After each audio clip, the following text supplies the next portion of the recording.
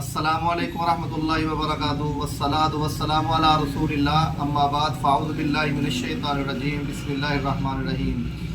सामईन कराम, आज फिर हम अल हाफ़िज़ दवाख़ाना की तरफ से एक नए नुस्खे के साथ आपकी खिदमत में हाज़िर हुए हैं और ये नुस्खा पेट के कीड़ों के लिए है, चाहे बड़े हों चाहे छोटे हों, इन सब के लिए ये नुस्खा इस्तेमाल करें, आप खाएं और इंशाअल्लाह इसका बहुत ज़्यादा फ़ायदा होगा। इस नुस्खे के बनाने का तरीका भी कोई मुश्किल नहीं है, ये नुस्खा आप आसानी के साथ इसको बना सकते हैं।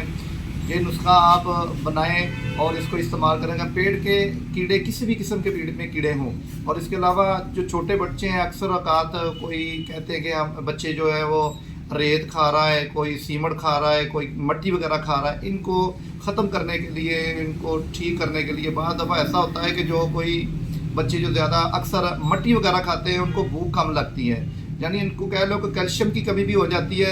लेकिन उस मिट्टी को छुड़वाने के लिए और पेट के कीड़े को ख़त्म करने के लिए ये नुस्खा आप नोट फरमाएं, ये नुस्खा आप बनाएं और इसको इस्तेमाल करें। अगर आप कोई हमारी प्रोडक्ट वगैरह मंगवाना चाहते हैं, बदरिया डाक अल हाफ़िज़ दवाख़ाना की आपकी स्क्रीन पर हमारा नंबर चल रहा है, आप हमें फ़ोन करें, इंशाल्लाह आपको वो आपकी दहलीज पर पहुंच जाएगी। देखें, ये है नुस्खे की तरफ आएँ। ये ले गंधक आंवला सार है, ये गंधक आंवला सार, ये 1 तोला ले लें। इसके अलावा हीरा कसीस, ये भी 1 तोला लें। ठीकरी निशादर, ये भी 1 तोला लें।